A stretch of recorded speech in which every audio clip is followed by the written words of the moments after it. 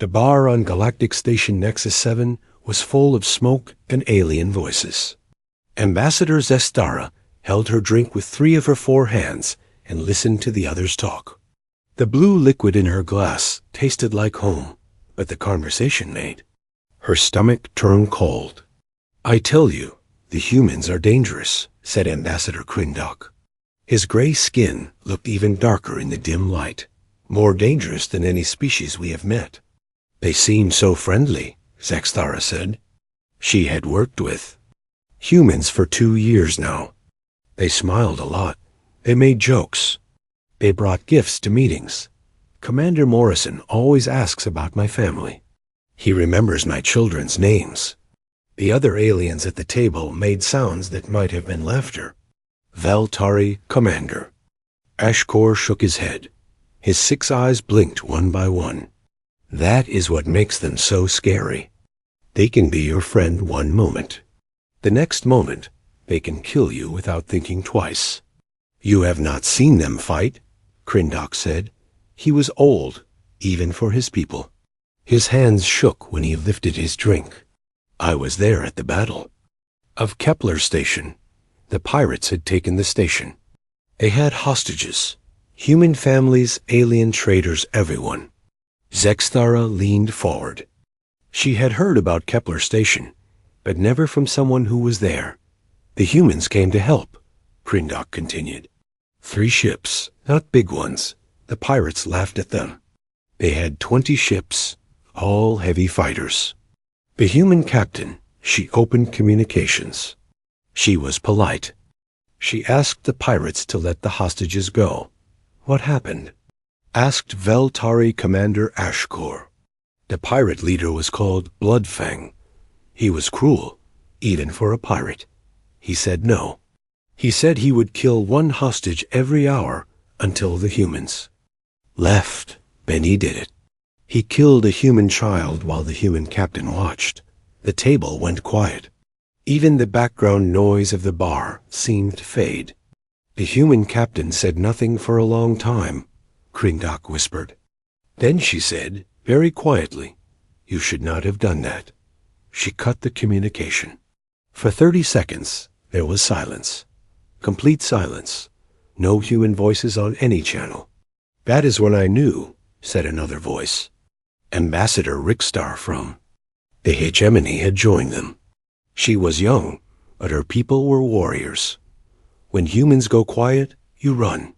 You run fast, and you run far. "What do you mean?" Zestara asked. "Humans talk all the time during fights," Rickstar explained. "They make jokes. They complain. They worry about each other. They never stop talking. But when they go silent," she made a gesture that meant Beth in her culture. "When they go silent, they are not soldiers anymore. They become something else, something old, something that does not care about rules or mercy." Krindok nodded slowly. The 3 human ships destroyed all 20 pirate vessels in 12 minutes.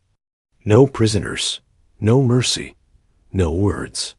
They saved the hostages, but the pirates ... He shuddered. There was nothing left of them but space dust. "But that was just one battle," Zestara said. She did not want to believe it. Humans seemed so normal, so much like other people. "It happens every time," Ashkor said. "Ask anyone who has fought with humans or against them. The pattern is always the same. Something makes them angry. Really angry. They go quiet. Then they destroy everything that stands in their way." "I heard about the Slaver's Moon," Rickstar said. "The humans found a planet where aliens were keeping human children as slaves. The rescue fleet had orders to negotiate, to find a peaceful solution. What happened?"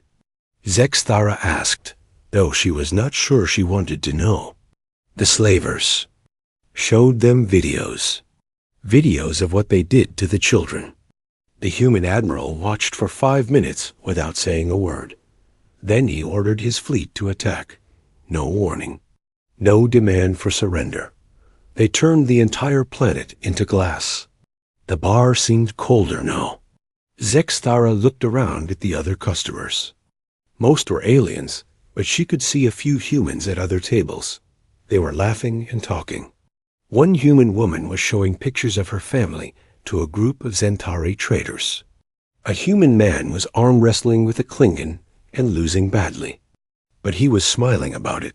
They looked so normal, so harmless.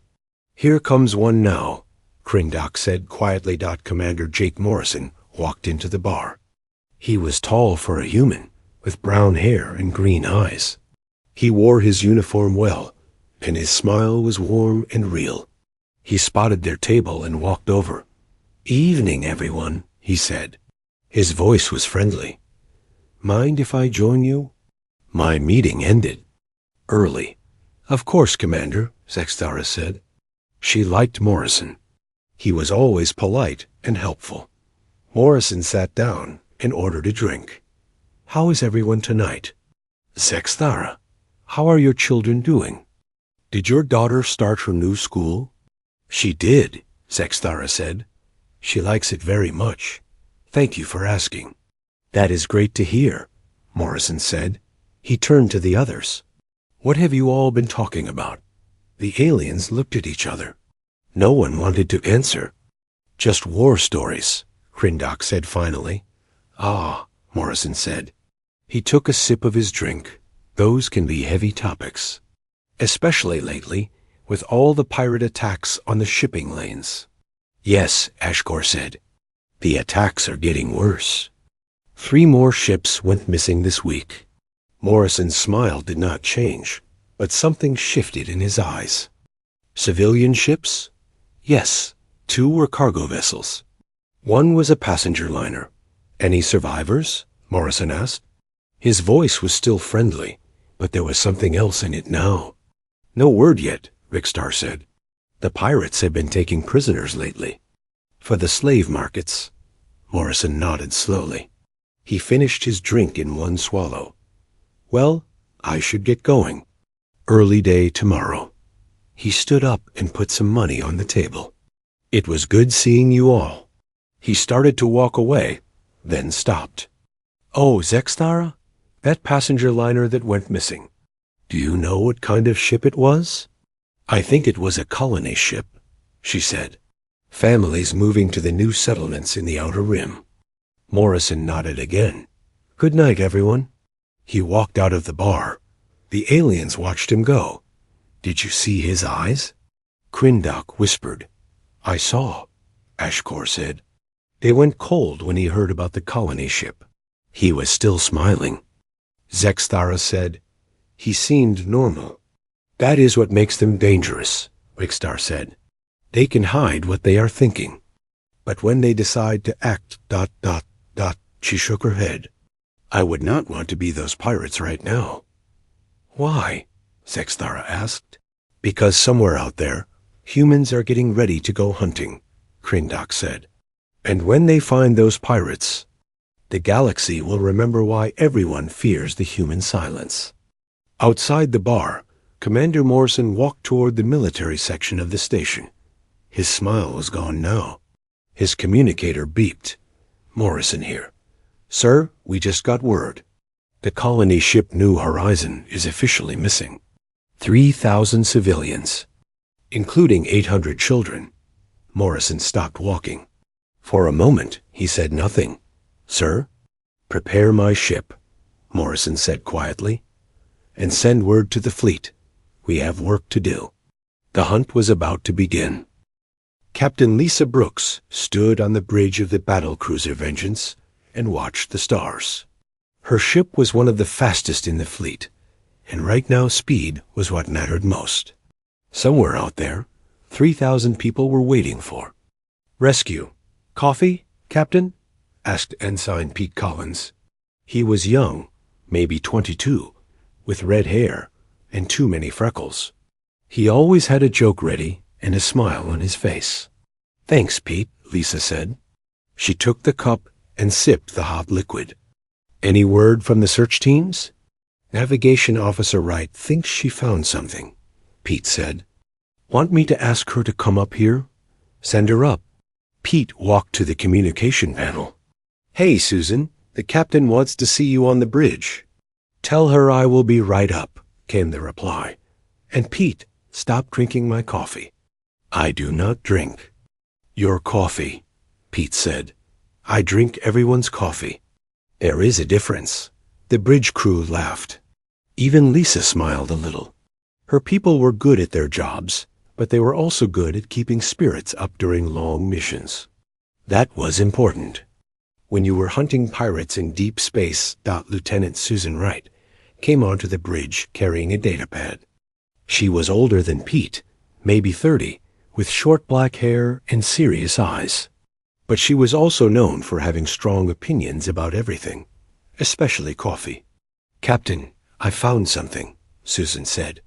"We picked up a debris field about 6 hours ago. It matches the hull signature of the New Horizon." Lisa felt her stomach drop. "Survivors?" "Some of the debris shows blast damage, but not all of it. The ship was not completely destroyed. Parts of it are missing." "Missing how?" "Like they were cut away. Carefully. Pirates sometimes do that when they want to take prisoners." Lisa nodded.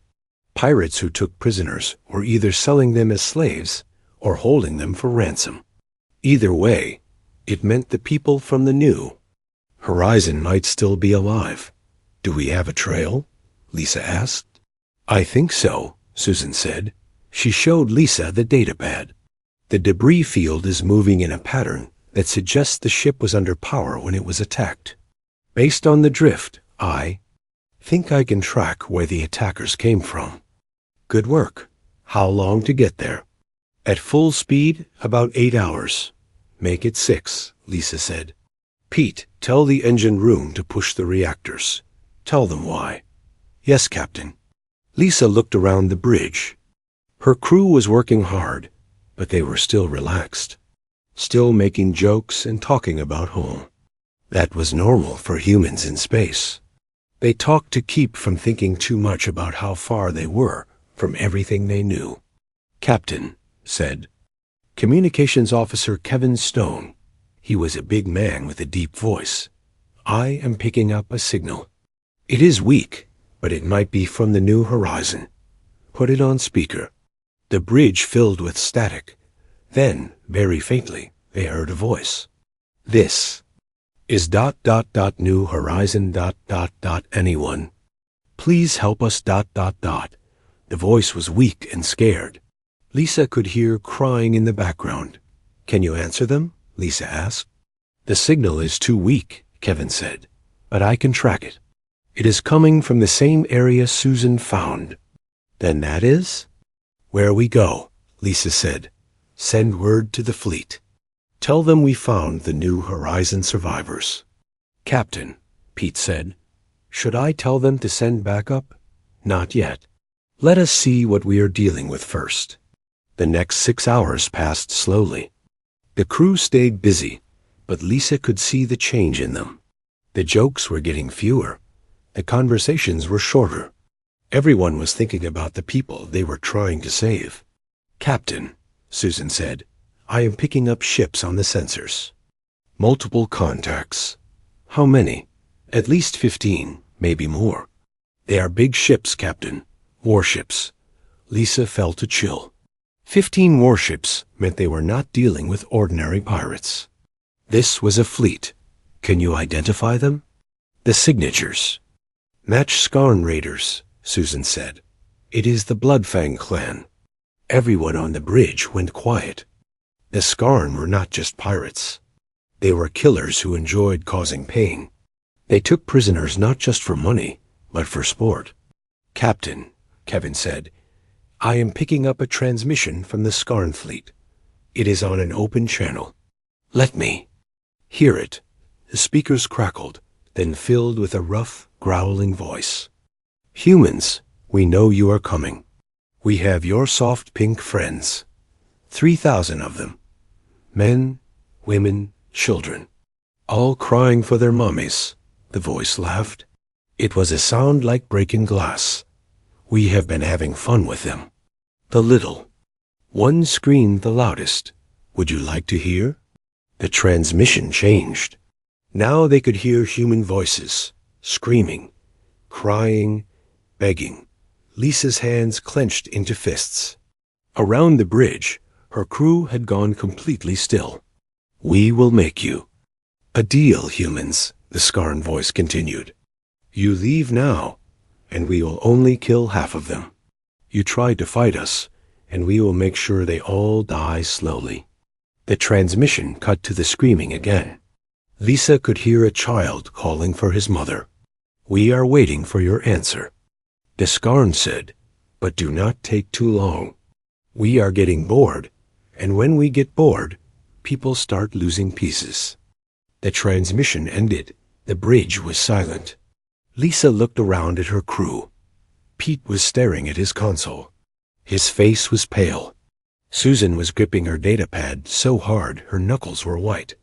Kevin was looking at his hands. "Captain," Pete said quietly, "what are we going to do?" Lisa stood up. She walked to the communication panel and opened a channel to the Scarn fleet. "This is Captain Lisa Brooks of the Earth Battle Cruiser Vengeance," she said. Her voice was calm and steady.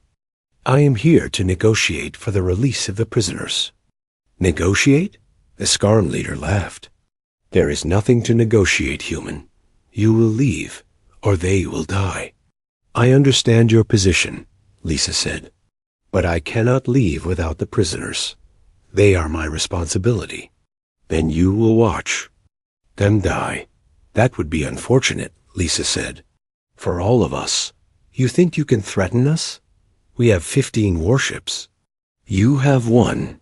"I am not threatening anyone," Lisa said. "I am simply telling you that taking those prisoners was a mistake." "A mistake? Why?" Lisa looked around the bridge one more time. Her crew was watching her, waiting for orders. But something had changed. The easy smiles were gone.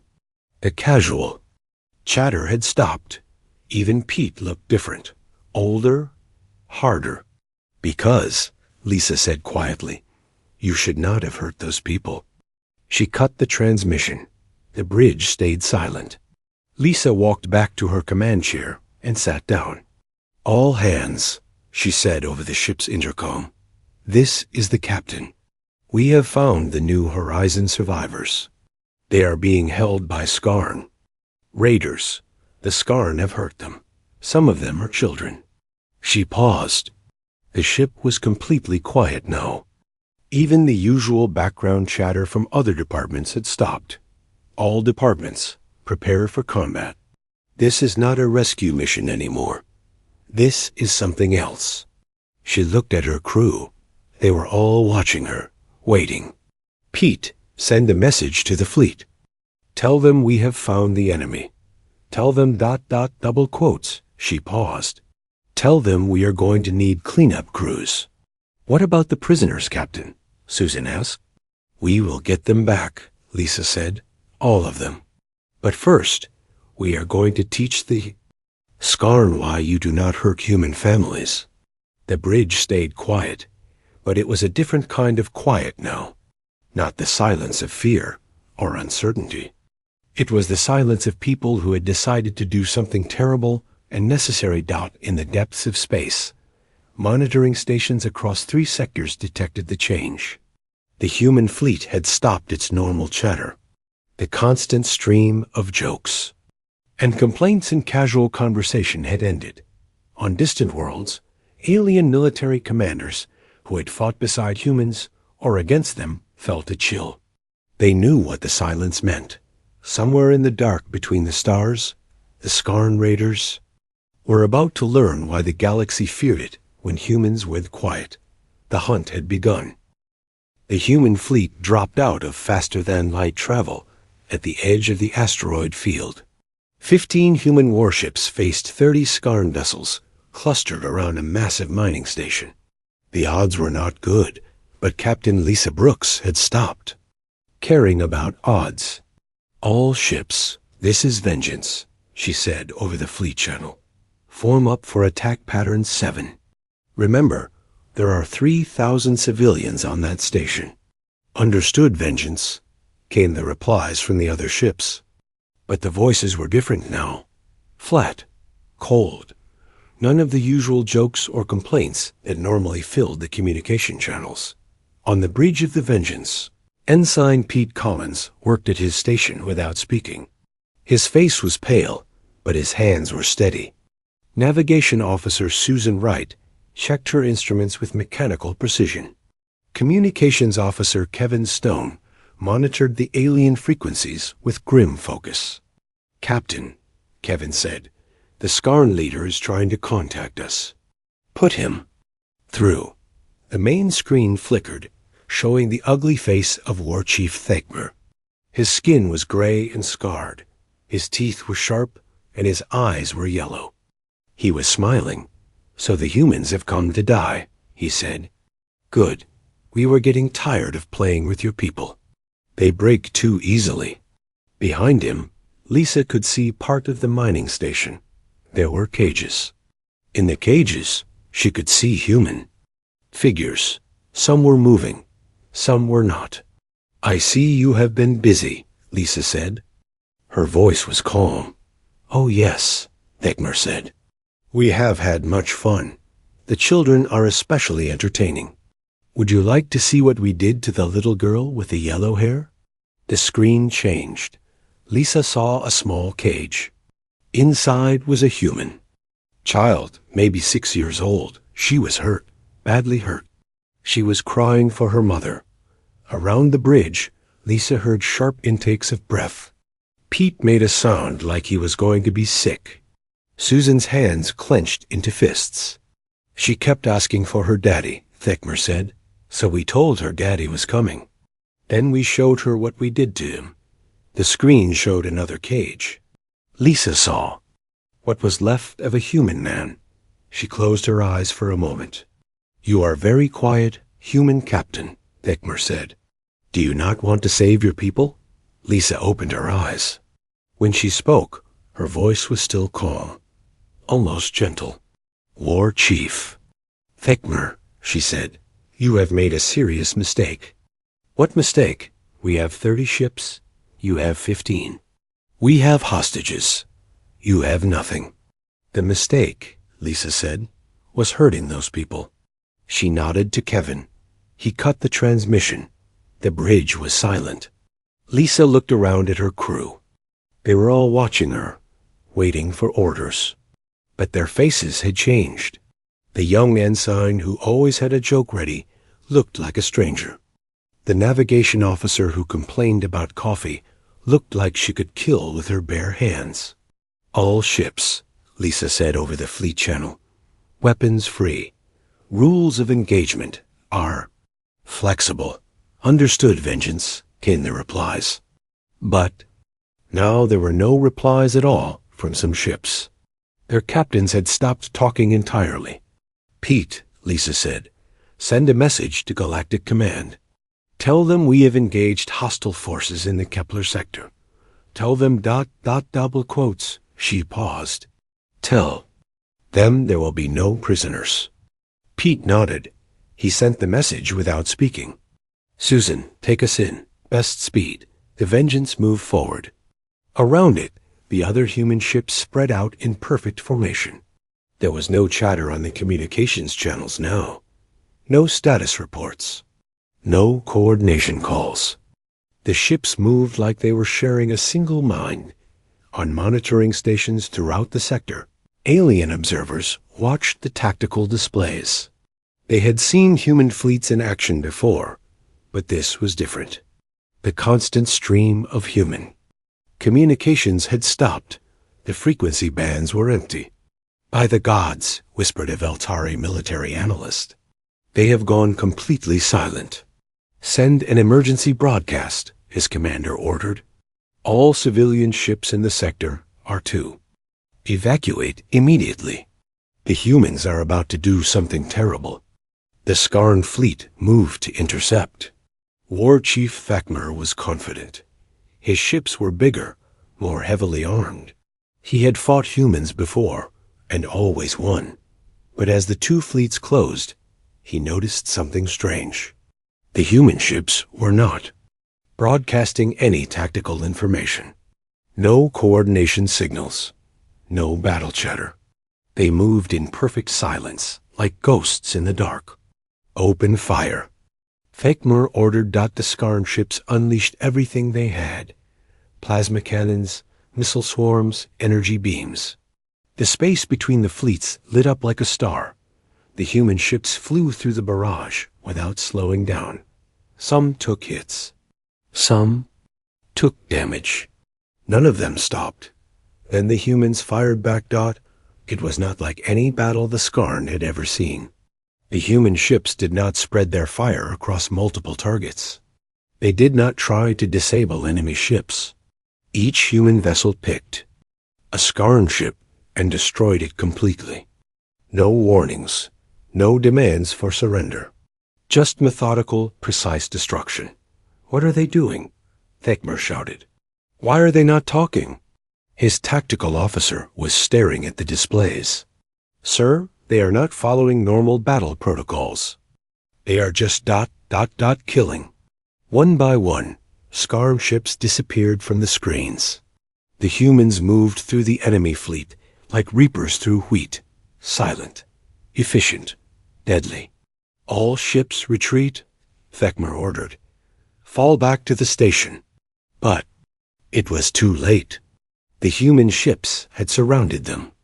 There was nowhere to run.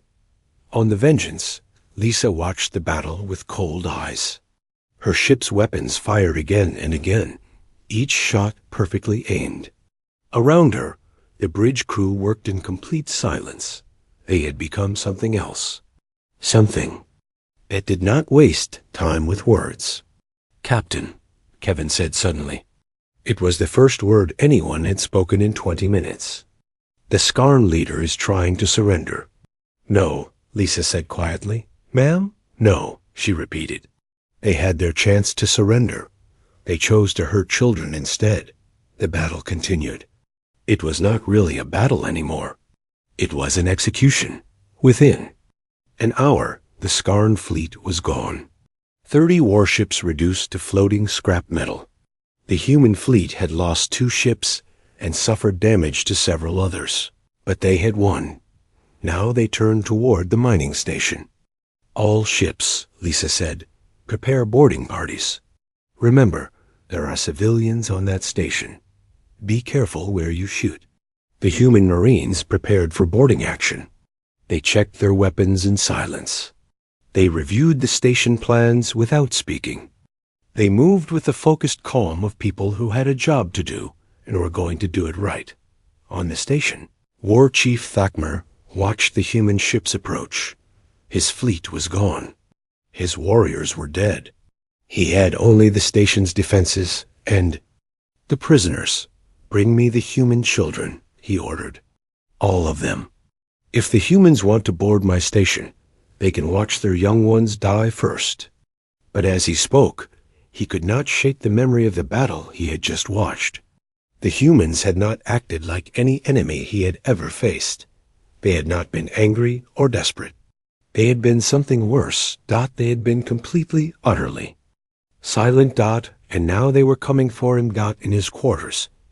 War Chief Thakmur began to understand what fear felt like. Outside his windows, the human ships moved closer. They said nothing. They demanded nothing. They simply came forward like death itself, bringing silence with them. The boarding would begin soon. And Thakmur realized that he had made a mistake that would cost him everything. He had made the humans go quiet. On distant worlds, alien commanders who had fought with humans sent urgent messages to their governments. The humans had entered what they called silent protocol.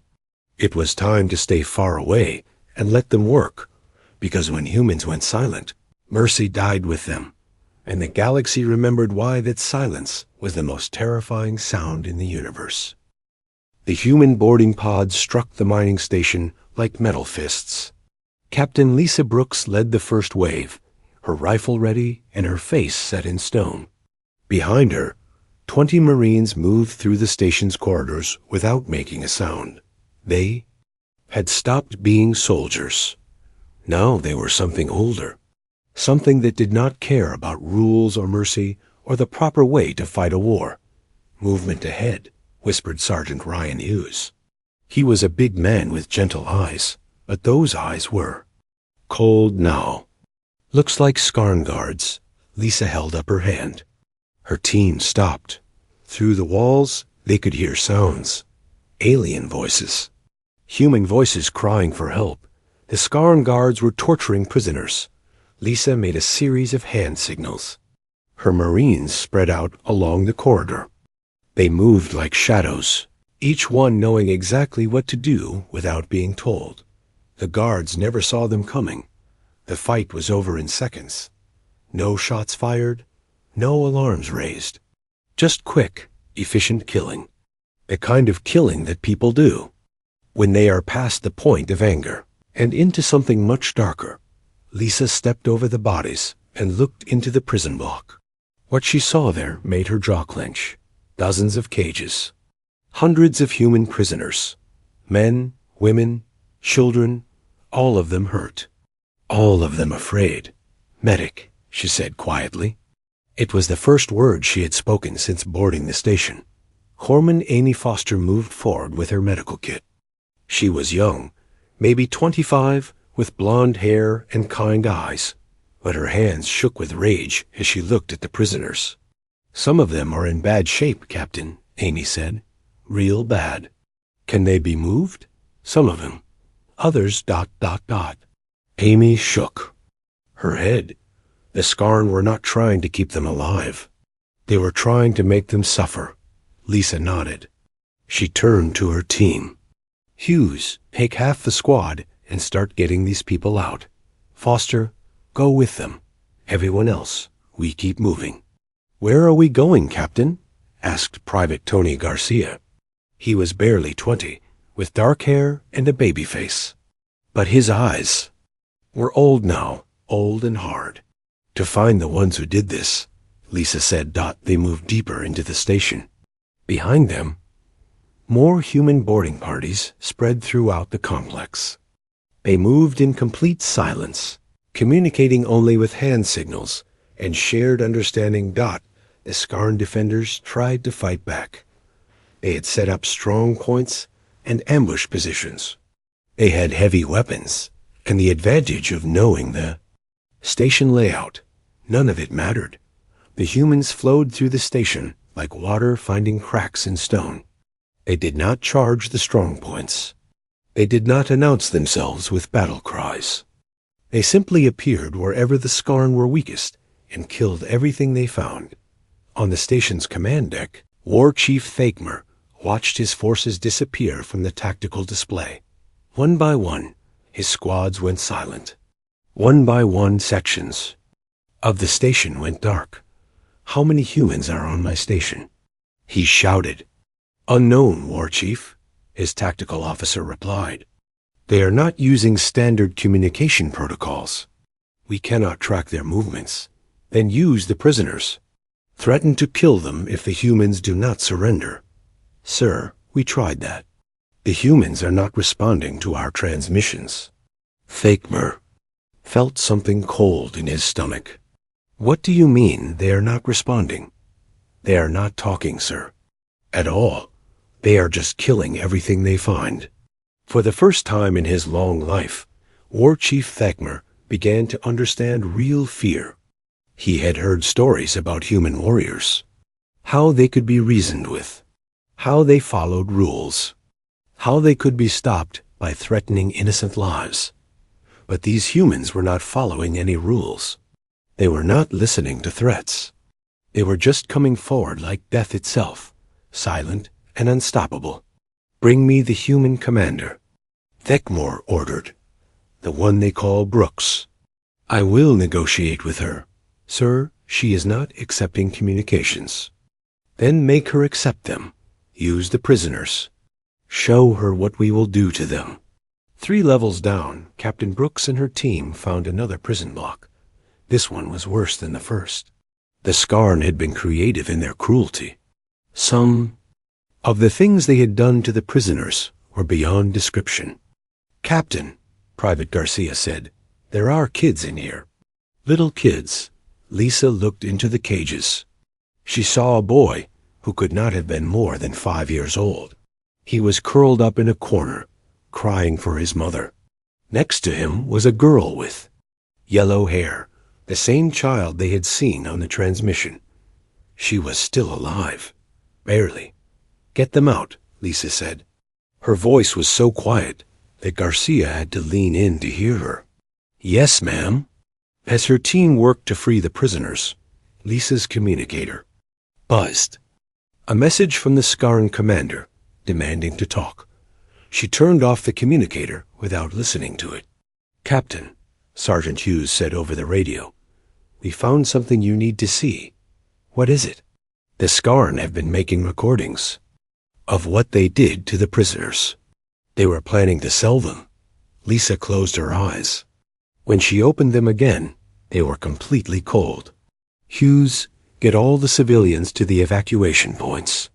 Make sure they are safe. What about you, Captain?" "I am going to finish this." Lisa and her remaining team moved toward the command center. They passed through corridors filled with Scarn bodies. None of the aliens had died quickly or easily. The humans were being thorough-dot. They reached the command center without meeting any resistance. The heavy blast doors were sealed, but that did not stop them. Private Garcia placed shaped charges, while the others covered him. The explosion echoed through the station. War Chief Fakmer was waiting for them. He had 20 warriors with him, all armed with heavy weapons. Behind him, the command center screens showed the tactical situation. Most of his station was now under human control. "Human Commander," he shouted as Lisa and her team entered. "I am War Chief Thakmer. I demand to speak with you." Lisa looked at him without expression. She raised her rifle. "Wait," Thakmer said. "I have prisoners, human prisoners. I will kill them if you do not listen to me." Lisa paused. She looked at the screens around the command center. She could see feeds from various parts of the station. Security cameras showing the prison blocks, the torture chambers, the rooms where the Scarn had recorded their cruelties. "You have already killed them," she said quietly. "The ones who are still breathing, you have killed their spirits. The ones who are dead, you killed their bodies. You have killed them all. But I can make a deal with you," Thakmer said. "I can give you the survivors. I can tell you where the other Raider clans are. I can give you information." Lisa shook her head. "You do not understand. This is not about deals. This is not about information. This is about what you did to children." She looked around the command center, at the screens showing human suffering, at the alien warriors who had participated in torture and murder, at the war chief who had ordered it all. "You hurt children," she said. "Human children. You recorded it. You enjoyed it. You made them call for parents who could not help them." Thakmer backed away. "It was just business. We are raiders. This is what we do." "I know," Lisa said, "and this is what we do." The fight was brief and one-sided. The Scarn warriors were skilled and well-armed, but they were facing humans who had gone beyond anger into something much more dangerous. The humans moved with mechanical precision, each shot perfectly placed, each movement calculated for maximum effect. When it was over, War Chief Thakmer was the only Scarn left alive. He was wounded and bleeding, but still breathing. "Please," he said, "I surrender. I claim prisoner rights under the Galactic Conventions." Lisa knelt down beside him. "The Galactic Conventions protect prisoners of war," she said quietly. "But you are not a soldier. You are something else." She stood up and looked around the command center one more time, at the screens showing empty prison cells where human families had suffered, at the recording equipment the Scarn had used to document their cruelties. "You made children watch their parents die," she said. "You made parents watch their children suffer. You recorded it all because you enjoyed it." Thakmer tried to crawl away. I was following orders. I was just doing my job. I know, Lisa said. And I am doing mine. She raised her rifle. Thicmer closed his eyes and waited for the shot, but it never came. Captain, Private Garcia said, the station is secure. All civilians have been evacuated. No Scarn survivors. Lisa lowered her weapon. She looked down at the war chief one more time. You know what the worst part is? She said. If you had just taken their cargo and let them go, none of this would have happened. We would have hunted you, yes, but we would have followed the rules. We would have given you trials and prison sentences and chances to reform. She turned toward the door. But you hurt children. You tortured families. You made them suffer because you enjoyed it. She paused at the doorway. So now you get to live with the knowledge that your entire clan is dead because you could not resist being cruel. To innocents, every ship, every base, every warrior, all gone. You cannot do this. Thicmer shouted.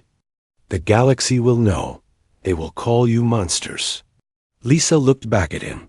They already do. But they also know that we only become monsters when someone hurts our people. Remember that, War Chief. Remember it for the rest of your very short life. She walked out of the command center. Behind her, the War Chief lay bleeding on the floor of his ruined station, surrounded by the bodies of his warriors. Outside, the human fleet was finishing its work. Every Scarn ship in the 3 weeks later, the bar on Galactic Station Nexus 7 was quieter than usual. Ambassador Zextara sat at her usual table, but tonight she was alone. The other diplomats had found reasons to be elsewhere. Commander Jake Morrison walked in and looked around. The bar was almost empty.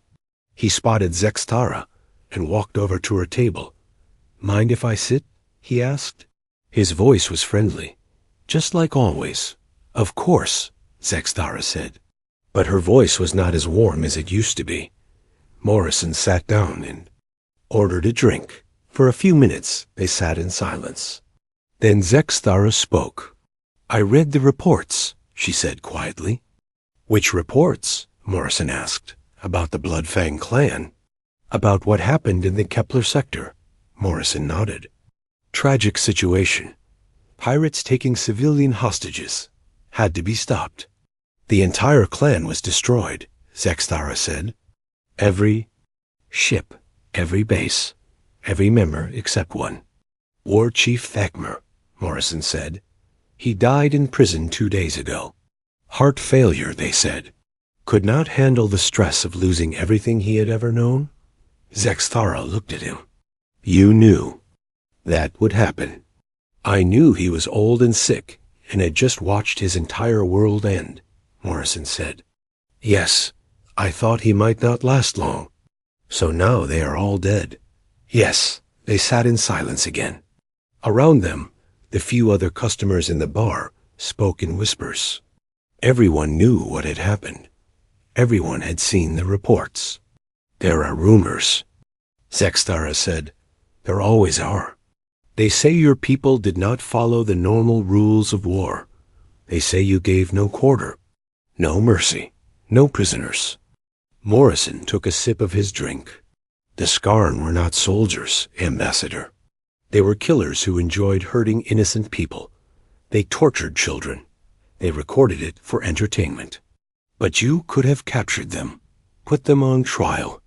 We could have, Morrison agreed. But Captain Brooks and her people saw what the Scarn did to those families. They saw children who had been hurt so badly they may never recover. They saw parents who died trying to protect their young ones. He looked at Zextara. When someone hurts our children, we do not think about trials and rehabilitation. We think about making sure it never happens again. By committing genocide? By removing a threat, Morrison said. The Bloodfang clan had been raiding civilian ships for 20 years. They had killed thousands of people. They specialized in taking families because they knew it would cause the most pain. But the way you did it, Sextara said. The reports say your people went completely silent. No communication, no coordination calls, nothing. Morrison nodded. That happens sometimes, when we are pushed too far. It scares people. It should. Sextara stared at him. You are not even trying to deny it. You are not ashamed. Ashamed of what? Protecting innocent people? Stopping monsters who tortured children for fun? Morrison shook his head. No, Ambassador. I am not ashamed. None of us are. But you become something else when you go silent. Something that does not follow rules or show mercy. We become what we need to become, Morrison said. Most of the time, we can solve problems with words, with negotiations and treaties and peaceful solutions.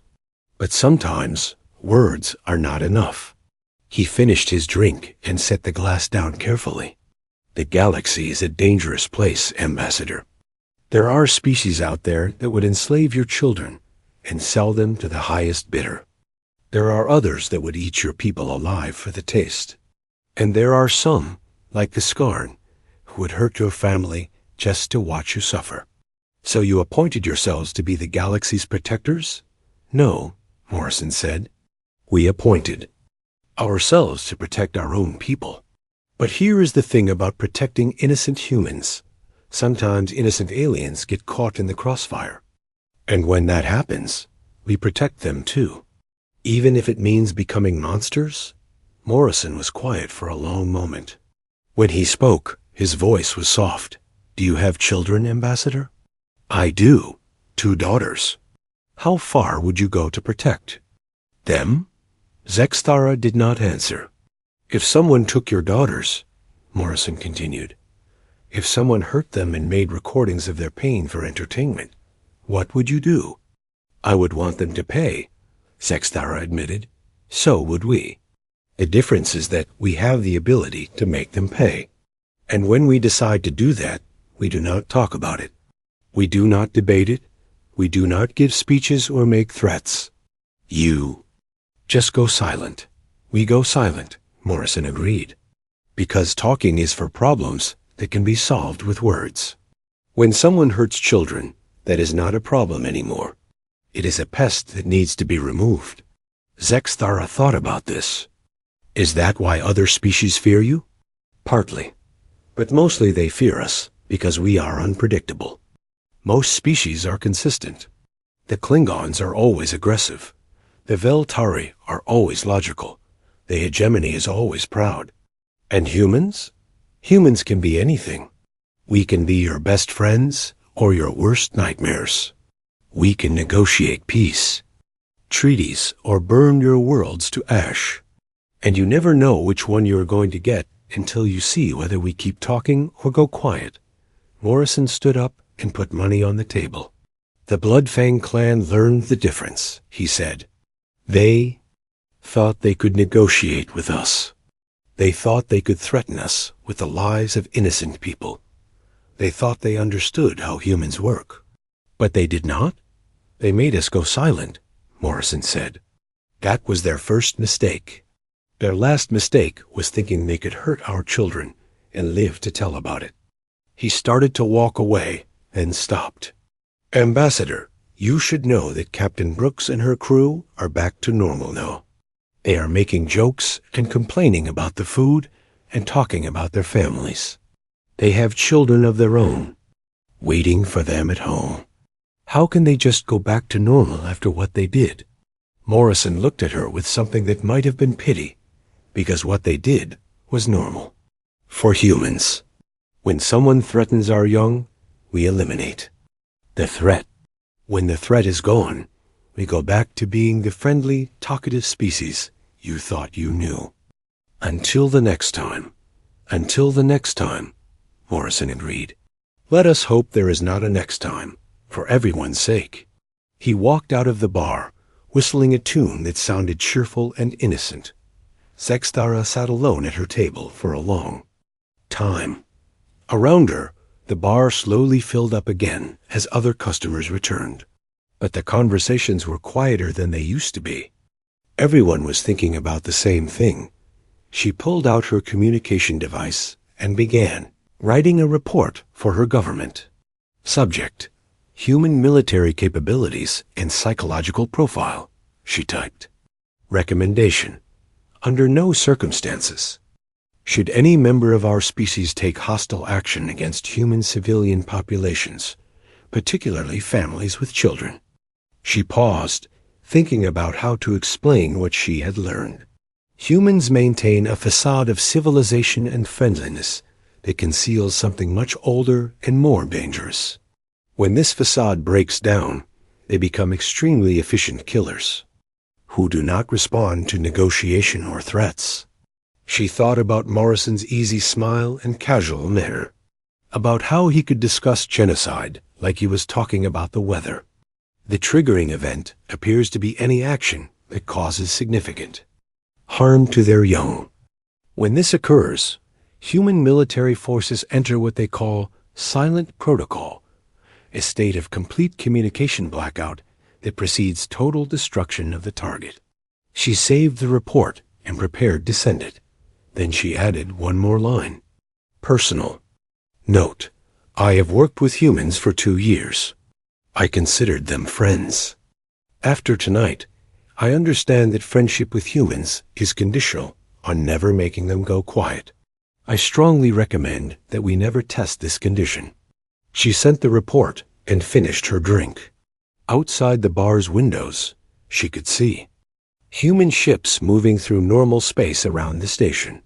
Their crews were probably talking and laughing right now, probably making plans for shore leave and sharing pictures of their families. But Zexthara would never again forget what those same crews could become when the talking stopped. Somewhere in the depths of space, monitoring stations continued their watch. The human fleets had resumed their normal communications. The galaxy had returned to its usual state of controlled chaos. But in the Outer Rim, where the Bloodfang clan used to terrorize civilian shipping, the space lanes were safer now. Pirate clans that had operated in the area for decades had quietly moved to other sectors. Slave markets that had flourished for centuries had suddenly closed their doors. The word had spread through the criminal underworld faster than light itself. The humans had gone silent. When they started talking again, an entire civilization had been erased out. It was a lesson that would not be forgotten soon. And in the quiet spaces between the stars, where predators lurked and innocents traveled, there was a new rule that everyone understood. Do not make the humans go quiet, because when they do, nothing can save you from what comes next.